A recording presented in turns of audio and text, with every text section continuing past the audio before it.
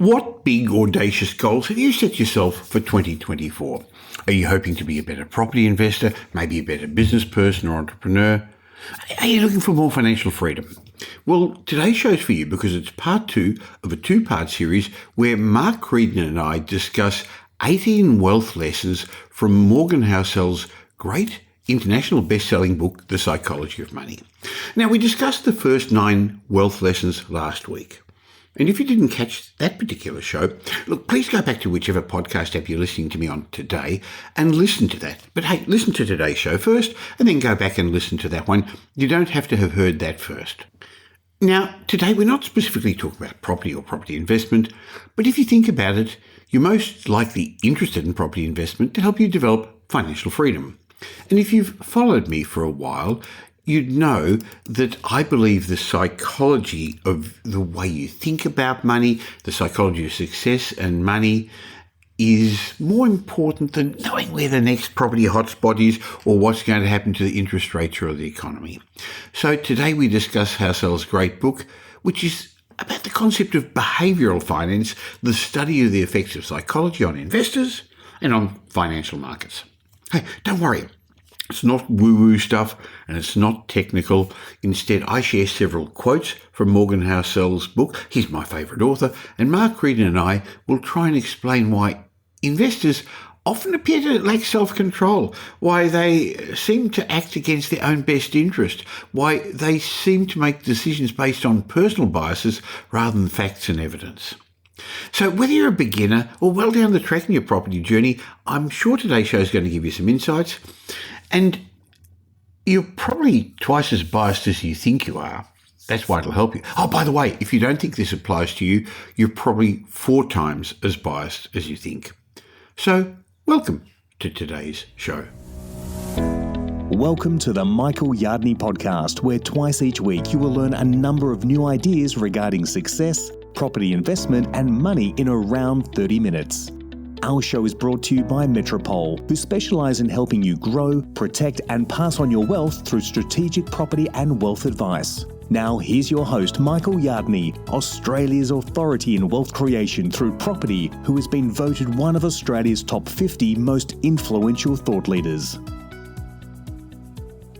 One of my favourite authors is Morgan Housel, and I've learned a lot from his blogs and his great book, The Psychology of Money. And because I believe this book offers great lessons for all investors, I'd like to share my thoughts about it with you. And we're doing this over 2 podcasts with Mark Creedon, founder of Mastermind Business Accelerator, who's the business coach to many successful Australian business people, and he's now the CEO of Metropole. And as I said in the introduction, this is the second of the 2 shows. Hi, Mark. Hello, Michael. Well, last time we got together, we spoke about Morgan Housel's great book, The Psychology of Money, but there were so many things to discuss. We only got through 9 of the chapters, and I'd like to go through the rest of them with you today.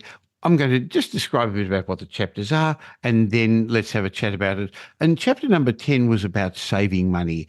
What Morgan Housel was suggesting is building wealth has little to do with your income or your investment returns and a lot to do with your savings rates. Now, we see this a lot. We see a lot of successful professional people, lots of doctors and others earning very high incomes, but in fact they spend as much as they earn or more than they earn. They don't save, they don't get started, and they don't invest. Yeah, it's interesting, isn't it? I mean, I think, Michael, one of the things he says is that wealth is just the accumulated leftover after you spend what you take in. And since you can build wealth without a high income, but have no chance of building wealth without a high savings rate, it's clear which one matters more. So it's far more about savings than it is about income. Very much so. So I guess what you've got to learn to do is spend less than you earn. And I guess that means doing the hard things now so you have an easy life later, that concept of delayed gratification. And that's much harder today, Mark, in the times of social media, when it's just so easy to want what other people have got, or just to click on things and get them delivered to your front door without actually even seeming to spend money, because it takes it instantly out of your bank account or your PayPal account. Were you sitting next to me on the couch last night? Aha, is that what you were doing? Yes, that sometimes happens, doesn't it? So I've actually learned not to get something straight away, but put it in the shopping cart and then come back the next day if I still want it, which most of the time I don't. But I get sucked in by those things. Do you too, Mark? Oh, look, just little things I like, Michael. You know, I like my vinyl records, so I did jump on and I got an email to say there's some new vinyl records that come out. So next thing I know, I'd spent a couple of $100, but I guess that's not going to break the bank, is it? So isn't it interesting how Google knows exactly what you like, what you don't like, and happens to deliver things up? So again, the concept of this particular chapter is less ego, more wealth. Saving money is the gap between your ego and your income. And going back to one of his previous chapters that we discussed last time, wealth is what you don't see. Wealth is what you put aside for the future rather than what you're wearing today.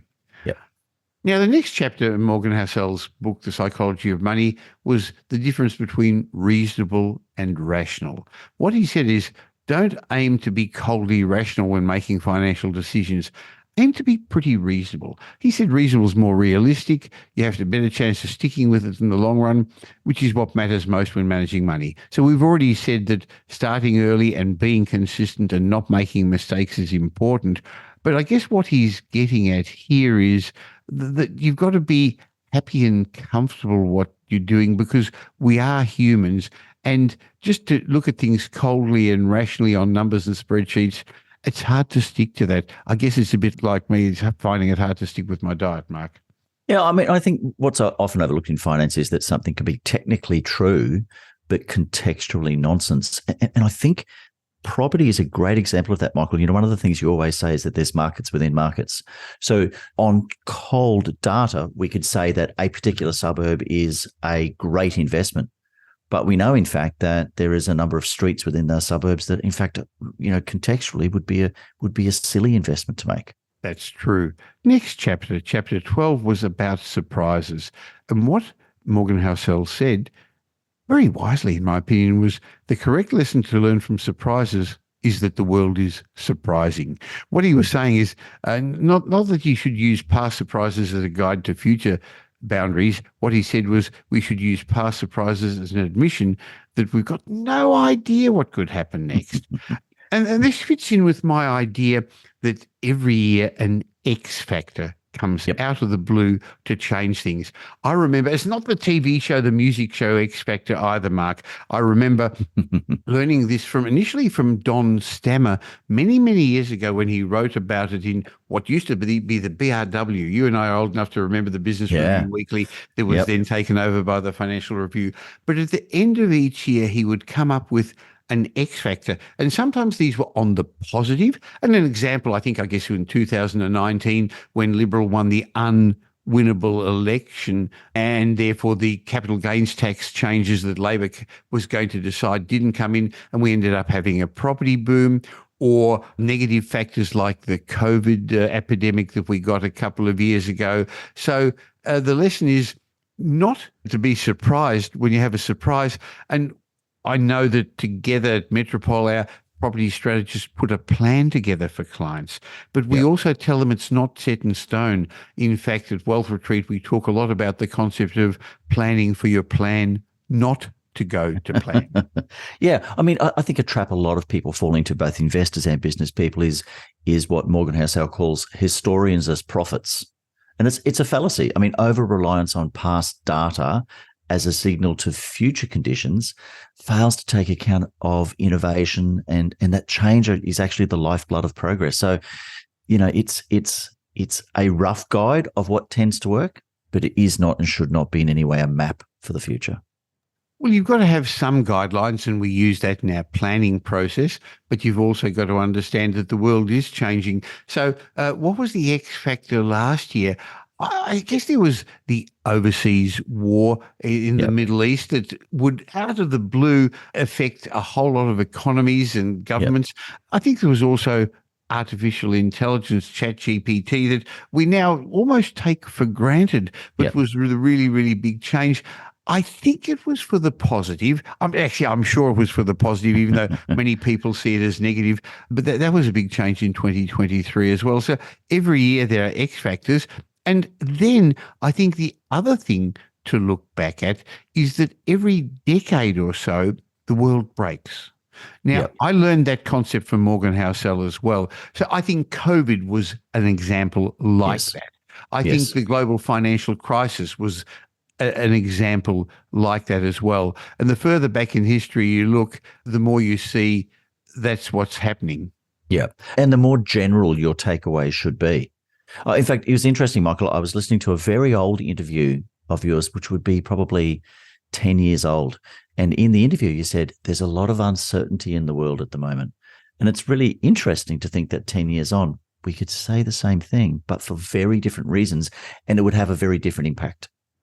Now, it's really interesting. Morgan Housel has brought out a new book about what doesn't change. So while all these things do change consistently, there are some fundamentals that go back to the days of the Romans and the Egyptians. And a lot of that, I think, is got to do with human nature, fear and greed, how humans behave under stress. Sure, the stresses today are very different from what the ancient Babylonians experienced, but as humans, we haven't changed a lot, and our response to them hasn't changed either. Well, I think it was one of those comments you used to say during COVID is that, we'll move past this when greed outstrips fear. And it did. Okay, next chapter of the book is Room for Error. What Morgan Housel said was, allow for a margin of safety. You can also call it room for error or redundancy. He said it's the only effective way to safely navigate a world that's governed by odds, not certainties. I guess it's a repeat of what we said a little while ago, that you have plans, but it's not going to turn out exactly like you hoped. So allow for errors there and don't get disappointed when they happen. No, and I think to remember that there's never a moment when you're so right that you can bet every chip in front of you. The world just isn't that kind to anyone, or certainly not consistently anyway. You have to give yourself room for error. You have to plan on your plan not going according to plan, as you said earlier, and we talked about that at Wealth Retreat. But I think just that gap between what could happen and what you need to happen, and to be acutely aware of having that room for error. Now, we talk a lot about property in this podcast, but your role, apart from the CEO of the Metropole Group of Companies, is still as the head of Mastermind for Business. And what we do, what you do, and Caroline and the team, is help business owners get more time in their life, being more successful by not necessarily working harder, but by working smarter. And I guess you've probably seen over the years that history is littered with business people who've had good ideas, but they've taken them a bit too far. And sometimes that's indistinguishable from bad ideas, which again, I think falls back to this concept of having a margin for safety. The wisdom is having room for error, acknowledging that uncertainties, randomness, chances, unknowns, they're ever present in all parts of our life, including business. Yeah, well, that's right. And I think it's also, Michael, avoiding single points of failure. So the reality is that, everything's going to break eventually. But what we want to do is make sure that not everything breaks at the same time on the same day that will lead to a catastrophe because we've just got that one single point. So we're talking before about having that room for error, that allowing that redundancy, and it applies in business every bit as much as it does to investing. It does. Now, before we move on, why not give a shameless plug for Mastermind Business Accelerator? Maybe you could tell our listeners what you do and who you help. 100%. So what we do is we help business owners who are already successful in their own business or professional practice, but the point is they just feel a bit enslaved to the business. They're shackled to it. They started the business because they wanted lots of time and freedom, and now the business is delivering the money to them, but it's just not delivering the time and freedom. So we've got a program which is a mix of group work, of one-on-one work with me. Michael, you contribute. Caroline contributes. We've got a group of experts from all around the place helping people to actually scale their business to the point where it is just not as reliant on them as it currently is. And you have a fantastic podcast, the Mastermind for Business podcast, that you can listen to. Anyone can listen to wherever you're listening to this podcast. And if you're in business, planning to get into business or professional practice, I suggest you listen to Mark's podcast once a week as well. Now, chapter 14 in Morgan Housel's book is about change. It's called You'll Change. The concept really is that long-term planning is harder than it seems, because people's goals and people's desires change over time. I heard recently somebody saying, well, Michael, at Metropole, you do plans and you suggest that properties increase in value by 7 to 8% per annum because they've done that for a long time. How can a property be worth $30 million, $40 million in Melbourne or Sydney in 30 years' time? It's just inconceivable. Now, the people's goals and desires change. Mark, when I first grew up, I wanted to be a millionaire by the age of 30. Interestingly, I didn't make it by 30, but I think I made it by about 35. But today, being a millionaire really doesn't mean much, a lot. So your desires and goals change. But similarly, some of that's to do with inflation. So when I bought my first investment property at the age of early 20s and for $18,000, that property, if it was the same one today, it would be worth about $1.5 million. I pulled it down and built 2 townhouses. So my first property of $18,000 is worth $4 million. But if anyone would have used those words or those figures way back then, no one would have believed it. But I guess the point I'd like to make from this chapter is that you've got to make plans. You've got to believe that the fundamentals in Australia are going to remain sound. I believe in Australia, we've got a business plan in Australia to keep growing the population, to replace the aging baby boomers. We're going to grow our population to around 40 million people by the middle of this century. And can we absorb them all? Well, let's hope the government gets the infrastructure and the rest of it right as well. But we've got a country that grows things in the ground and sells them to overseas, that digs things out of the ground and sells them to countries that want it, that imports people for tourism and education. So we've got businesses that will survive. And if you believe we're going to become more knowledge-based and there's going to be more of us, I believe that one of the things that's going to change is that properties are going to just keep getting more expensive. And so therefore your goals, your aims, your desire, what you want to have just to enjoy your life is going to increase as well. Yeah, Michael, the other thing about that is there's all those various things that are going to change outside of our control. And so your goals might change. But the other thing is you've got to also accept the reality that sometimes we just change our mind. What it is that we want at 25 might be different when we're 45. But what we want when we're 45 might be different when we're 46 because of a change in circumstances. And that's forced us to change our minds or a change in priorities in life. Okay, Mark, the next chapter in Morgan Housel's book is that nothing is free. Now, I bet you your mother, your father told you there's no such thing as a free lunch. Morgan Housel says everything has a price, but interestingly, not all prices appear on the label. Michael, Prime Minister Keating told me there's no such thing as a free lunch. I'm old enough to remember when he said that.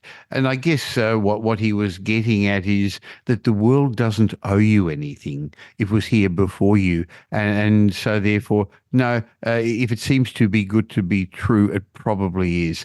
Everything's got a price. And some of it's got to do with money. Other things have got to do with time. You've got to, as we said before, do the hard things now to get the easier life later. But the price of a lot of things isn't obvious until you've experienced them firsthand. And then all of a sudden the bill seems to come over to you, Mark. No, I mean, I think most things are harder in practice than they are in theory, Michael. And sometimes because we're overconfident. But I think more often it's because we're not good at identifying what the price of success is, which actually prevents us from being able to pay it when we discover it. Well, this probably happens, Mark, because especially on social media, people say it's easy. They suggest, I've got the secret. I've got the formula. I used to flip burgers at McDonald's and now I've got 10 properties. Oh, you don't need to go to the bank. You don't need to have income. There's also a whole school telling people, hey, if you love property, you can make money out of other people by becoming a buyer's agent. And by the way, you don't even have to inspect the property. What you do is you get the local property manager to inspect it, or you get the local building and pest inspection manager to do it. And other people will pay you to be the go-between. People are looking for a shortcut. You and I have been around long enough to realize that it doesn't work that way. Everything No. that's worthwhile, success or whatever, it has a price. It's not always dollars and cents. Sometimes it's fear, sometimes it's doubt, sometimes it's uncertainty, sometimes it's regret. But Mark, if it was easy, everyone would be doing it. Yeah. Yeah, it's about understanding that there's really an admission fee, Michael, isn't there? So if it's to successful investing, if it's to getting more time out of your business, more time with your family, whatever it might be, there's a price to pay for it. And you've just got to realize that there's an admission fee and determine that it's actually worth paying if that's what you want to achieve. In the past, I used to call it a stupid tax, people making silly mistakes and ending up paying for it. But there is a learning fee, and the learning fee can come from making mistakes, overpaying for a property, buying in the wrong area, buying at the wrong time, not buying in an investment grade location, being sucked in by spruikers or salespeople who don't have your best interest at heart. Mark, I'd rather pay a strategist, and I'll give a plug for the team at Metropole who don't have any properties for sale, but advise clients how to safely grow into generational wealth. I'd rather pay a fee for that sort of service than pay the stupid tax or the learning fee to the market. The problem is the most expensive lesson, the most expensive fee is the free advice you get on the internet that's wrong. Yeah, I think what Morgan Housel says here is that it's the difference between a fee and a fine. So I'd rather pay the fee, and the fee is to get the right advice, than to pay the fine, which is the cost of not getting the right advice. He really has a great turn of words, doesn't he? Doesn't That's why I enjoy that. And by the way, he also has a podcast that I know you and I listen to regularly. So I guess the trick is to convince yourself that there is a fee and it's worth paying. Yep. The question is, who are you going to pay it to? Are you going to pay it to the market, or are you going to pay it to an independent advisor who's big enough to take your interests at heart and actually tip the scales in your favor? So define for yourself what the cost of success is. And my advice is be ready to pay for it. Yep. Because as Morgan Housel said, nothing worthwhile is free. Okay, next chapter, you and me. What he said, and this is a useful bit of advice, is be careful taking advice, financial cues from people who are playing a different game to you. In this world of property investing, there's a whole lot of people playing different games. And people ask me, is that a good investment? Mark, 2 or 3 times a week, somebody would leave a comment on Property Update or leave me a question on Facebook or Twitter or Instagram. And they actually even give me a specific property and say, is that the right property? Should I buy that? Does it suit me? And the answer is, I don't know, because I don't know their particular needs. So it's not a property that's good or bad or a location that's good or bad, even though there clearly are better locations and better properties. But what suits me as an investor at my stage of life is very different from the sort of investments that suited me 20 years ago, and very, very different from the sort of investments I could start off with when I was just beginning and didn't have the same sort of budget.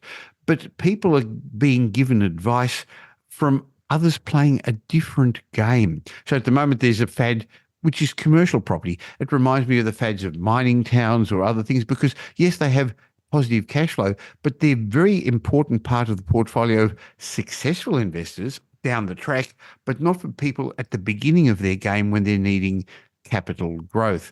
So be careful who you take advice from and make sure they're playing the same game as you, Mark.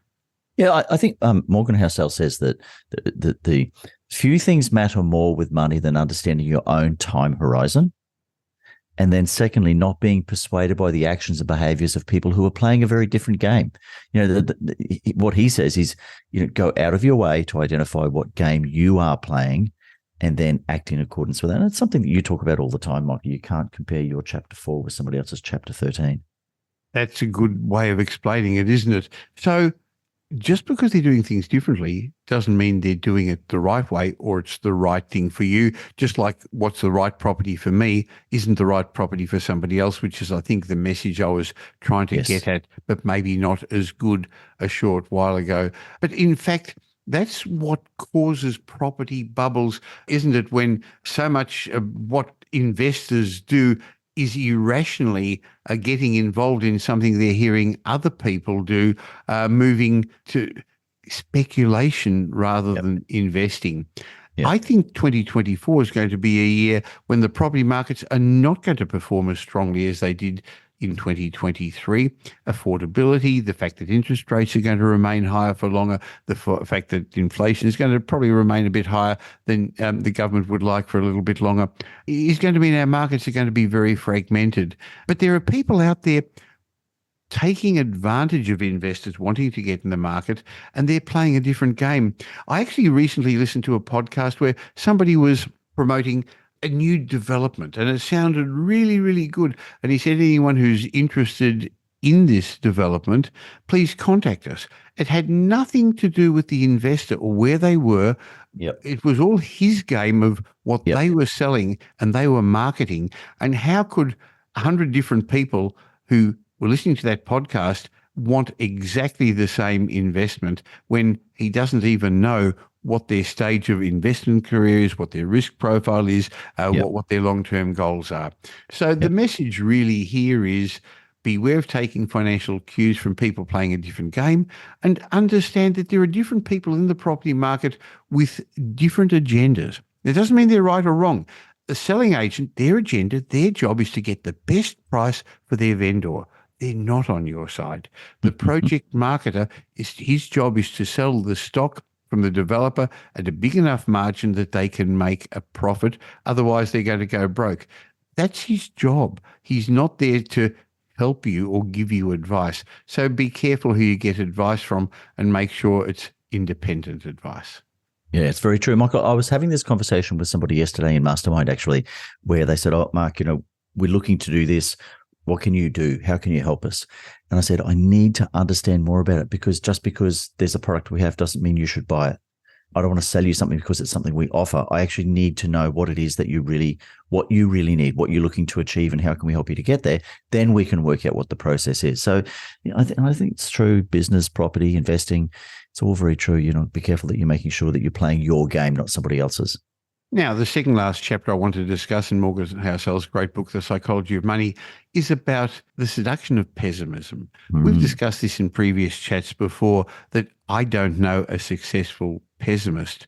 No. But Morgan Housel cleverly says that optimism often sounds like a sales pitch, while pessimists sound like somebody trying to help you. So the media loves feeding us with pessimistic negative headlines. Now, one of the lessons we've got to remember is that it's not the media's job to educate you.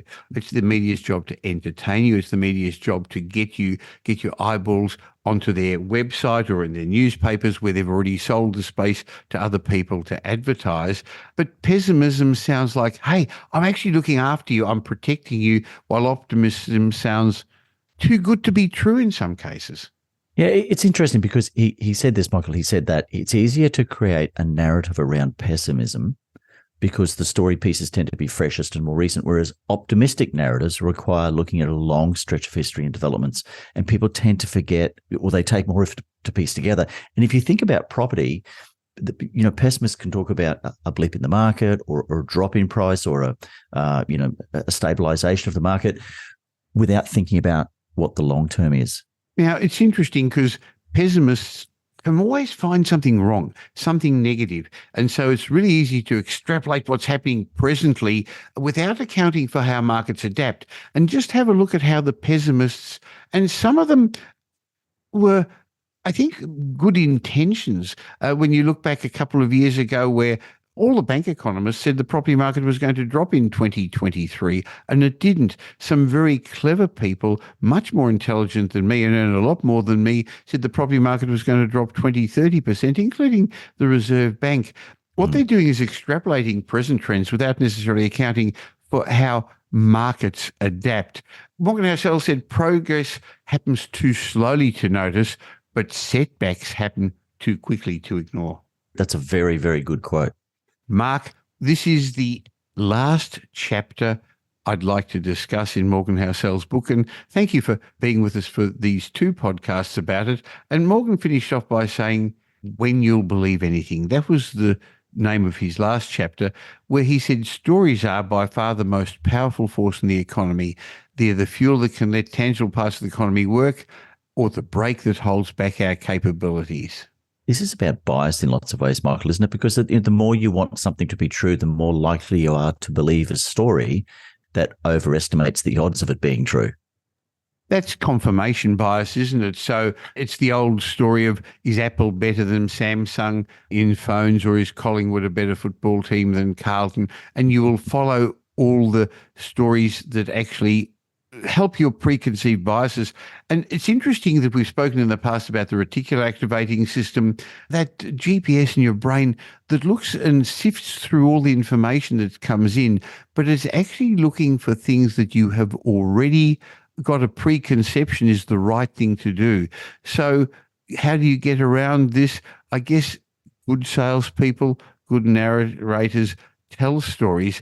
Fiction sounds better than some of the truths. The truth is that we all have an incomplete view of the world, right? The risk, I think, is that we form a complete narrative to fill in the gaps. And that's where the real risk lies, where we listen to someone who's telling a great story and we think that it fills in those gaps of the things that we don't know. Mark, in the last show, we discussed a different Morgan Housel quote where he basically said that what we know, what we understand about how the world of money works is 0.00001% of what's happening, yet we tend to believe it's 80, 90% of what's happening. So you're right, we do have a very incomplete view of the world. But the other thing is we want to believe that we're in control. Yes. It's an emotional itch that needs to be scratched, rather than an analytical problem that needs to be calculated and solved. So the illusion of control is more persuasive than the reality of uncertainty. So we cling to stories about outcomes being in our control. Yeah, we could believe our own stories, don't we? Unfortunately. Well, Mark, that was 18 chapters of a great book. And while I loved our chat, I don't think we did it justice. So I would recommend anybody who wants to understand about the psychology of success to get that. Now, to be fair, I've written and had 9 books published. I don't think in my adult life I have read 9 books. Now, there's an admission. I know you are a great reader. I read all day, but I actually don't start books from beginning to end. My problem. Having said that, this is one I have, and I've got it on Kindle and I've reread it. So I would suggest giving Morgan Housel the credit he deserves and going out and getting a copy of this book yourself to learn about it. And I think the reason we're saying this time around, rather than talking about the next property hotspot or when interest rates are going to normalise or what demographics is going to do, is the concept that how you think about money, the psychology of money, is just as important. And we see this once a year when we get together with a group of very successful people at Wealth Retreat. The media's often asked me, well, what's the difference between successful investors and the average Australian? And it's not their knowledge, it's not their income, it's not their level of education. In many ways, it's how they think. And how we think is very much affected by our financial thermostat, something that was built into us when we were young, because our thoughts lead to our feelings lead to our actions, and our actions lead to results. So how we think about money, how we think about finance actually affects the decisions we make. But I also remember the great quote from Jim Rohn, you can change. You're not a tree. If you want the world to be different, you've got to do different things. And the easiest way to do that is be around other successful people. I know this works really well with Mastermind Business Accelerator, where you have one-on-one sessions with our clients. You have one-on-many sessions which help them be part of the tribe, but they get the most out of it when they're together in a group, in a room with the intensives, don't they? Yeah, they do. I mean, people come for the content and stay for the community. So I think whether it's in Mastermind or whether it's the Wealth Retreat on the Gold Coast, there's this enormous value of surrounding yourself with successful people. And as you were saying that, Michael, I think one of the things, unfortunately, about Australians is this tall poppy syndrome. And so sometimes it's very hard to find people who are on the same journey as you, who are heading on the same trajectory as you. And that's one of the great advantages of both of those events. Well, once a year, We get together on the Gold Coast at the annual Wealth Retreat, where we give a blueprint that I've used successfully for building a multi-million-dollar property portfolio. It's not all about psychology. So if people are listening to this and they're worried about it's all a rah-rah thing, no, we don't dance on tables and we don't give people back massages. It is a training event, but there's nothing to sell in the back of the room, no expensive courses, definitely no properties for sale. And we'll be holding Wealth Retreat 2024 on the Gold Coast, April 27th to May 1st. And I'd suggest you go to wealthretreat.com.au and get all the details and express your interest in joining us, because we'll then be in contact with you and you're going to have a qualification interview with me, because I want to make sure it's right for you. So if you're serious about finding your passion and if you want to learn how to grow lifetime wealth, I think this stage of the cycle in the past is when lifetime wealth's being created. You must join us at Wealth Retreat. And I know you and I, Mark, have been spending time talking about how, while it's been very, very successful in the past, we're fine-tuning, we're improving the topics, we're getting new speakers. Mark, we have to, because the questions are the same, but the answers are different this year. Yeah, 100%. I'm really excited about this. I mean, I'm not so excited now that you've said there's no back massages, but apart from that, I'm actually very excited about Wealth Retreat this year, and I'm looking forward to seeing what we do with it. Well, we talk about advanced investment, finance, business, structuring, tax strategies, but that allow already successful people to attract more wealth. But the big thing, and we said it a couple of times, Mark, is you're actually going to have the opportunity to network with a group of like-minded investors, business people and entrepreneurs. In fact, when I speak to people, initially, one of their biggest challenges is isolation. They don't have people who think the same way as they do. And so Wealth Retreat, we give you knowledge, we give you systems. Yes, we talk about the mindset. You got the right network of people. But one of the other big things, Mark, is that there's a lot of talk about contribution. One of the true benefits of wealth is being able to contribute to our community and to the world in general. Yeah, I think, Michael, there's this shared wisdom and collective momentum. And that's just so incredibly powerful, because I know after the 5 days, people will often say they got so much out of the sessions that came from all the various speakers, but they got just as much out of having morning tea, lunch, dinner, or whatever it might be with all the fellow participants. It's a great event. You never know where that pearl of wisdom is going to come from. Exactly. But I think the other thing is some people are going to listen to this and count themselves out, Mark. They're going to say, I'm not ready for it yet. And while if they were all beginners, it wouldn't be Wealth Retreat. Every year, we do allow a number of people who want to be further down the track than they are to join us, because that's the sort of thing you and I would have liked when we first started off. And interestingly, they still have things to contribute. So don't count yourself out. Go to wealthretreat.com.au and express your interest. And I'm going to speak to you personally. And I'm also going to explain my personal guarantee. So put me to the test. There's no risk on your part if you come, except that you might be missing out if you don't attend. So, Mark, I think that fits in with Morgan Housel's concepts that true wealth is more than about money, and how to attain wealth is really more about the psychology of success rather than the principles. But you need a toolbox full of tools to get there, and that's what we're going to give at Wealth Retreat. But if you don't know how to use the toolbox, it's no good. No, that's right. That's exactly right. That would be like me with a power tool, Michael. I'm even worse than you. I don't even have a toolbox. And I know that you do. Pam's much handier than me. Well, Mark, thank you once again. Again, if people want to get more of your great information about business, I'll leave a link in the show notes for the Mastermind for Business podcast. If they want to understand more about how Mastermind Business Accelerator helps them build their professional practice or their service business, have a chat with us as well. We'll leave you some links. Look forward to catching up with you again real soon. Thank you, mate. Now here's Michael's mindset message. Remember, a change in your thinking will lead to a change in your life. In today's mindset message, I'd like to read to you a post that Ron Malhotra put on LinkedIn, and it was about people who knock those who are already wealthy, that are successful. I see this on the internet a lot, where there are a lot of people looking to find fault in those who've climbed the top of the mountain, who are wealthy already. They say it's an unworthy cause. Anyway, let me read you what he said. He said, most people who attack wealth have never actually learned what it takes to create wealth.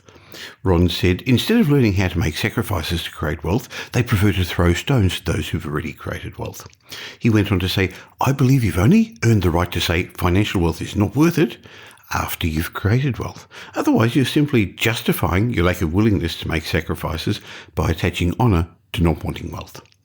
He said, if you're so honourable, why don't you just make a lot of wealth and give it away? That'd be a true test of your benevolence. Ron said, don't forget, charities get most of their money from those who have wealth, not from those who deny its importance. Those at the base camp should never say it's not worth climbing the mountain. Only those who've reached the top of the mountain have earned the right to say that. And you'll rarely hear them say that. So Ron Malhotra said, I've been on both sides, so I know what it's like, and I feel qualified to talk about this. So stop making excuses and start making sacrifices. You know you want to have a better financial life. It's the beginning of a new year. So those of you who are listening to this, who this is relevant for, stop the tall poppy syndrome. Stop knocking others who are already financially successful, those who've learned to delay gratification, to make sacrifices so they could create wealth. As you've heard me often talk with Tom Corley and Average Habits, Poor Habits podcasts, most wealthy people are self-made. They've actually achieved it. And for those people listening to this podcast who are in general in Western countries, in particular in Australia, where there's a huge opportunity to create wealth, take the opportunity to become more financially fluent, to actually step above the crowd and to make yourself wealthy. Because when you are, and by the way, wealth is measured in lots of ways. I'm talking about money here. True wealth is a lot more than money. We know that. You actually, to be truly wealthy, you need your health to be able to enjoy it. You need family and friends, somebody to love you. You need the ability to give to charity and contribute to the society. You need to have a level of spirituality. You need to be able to enjoy it. You've got to have the time. But we're talking about those who knock people who become wealthy financially. And I'm suggesting there's no reason why you should do that, because when you do, you can hand as much back to others, contribute to the community, and give yourself the freedom of choices. Remember, any problem in life that can be solved by money isn't really a problem at all. I look forward to giving you these mindset messages once a week or twice a week really in these Michael Yardney podcasts, and I hope that you get something from them. So, as I said, most people who attack wealth have never actually learned what it takes to create it. Why don't you learn how to become wealthy? That's what this is about, and then you'll understand what I'm on about.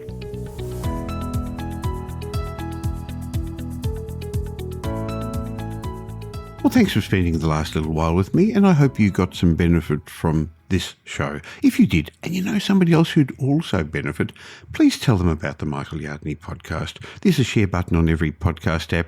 On Apple Podcasts, there's 3 little buttons down the bottom. Press it and share it, or just tell them about the Michael Yardney podcast. I hope you're going to be doing them a favour, and you'll definitely be doing me a favour and helping me in my quest to make as many people as possible financially literate. Now, there's ways of catching up with me between these shows. Just look for Michael Yardney on social media, or why not join my private Facebook group? Go to Facebook and look for the Property Update Facebook group. And I have a way of saying thank you to you for subscribing to this podcast. Go to podcastbonus.com.au. There'll be a link in the show notes, podcastbonus.com.au, where you can get a bunch of ebooks and reports. My way of saying thank you. And when you've got time, why not listen to some of the old podcasts? There's individual lessons in each of those that I think would be helpful for you. I'll be back again real soon. In the meantime, have a great week. Make it a great week. Thanks for listening to this episode of the Michael Yardney podcast, which was brought to you by Metropole, who help their clients grow, protect, and pass on their wealth through strategic property and wealth advice. If you like what you heard and don't already subscribe, you'll find us on iTunes or on your favourite Android app as the Michael Yardney Podcast. Watch out for our next show, which comes to you twice a week, and you'll learn some new ideas about property investment, success and money in around 30 minutes. To get more of Michael's thoughts, go across to www.propertyupdate.com.au and sign up for his daily morning briefing, and you'll hear from not only Michael but a group of leading property success and money experts. And just a reminder that the information you heard in this show today is general educational advice and not specific investment advice, as we don't know your personal circumstances. If you're looking for specific advice, why not ask the team at Metropole to help you?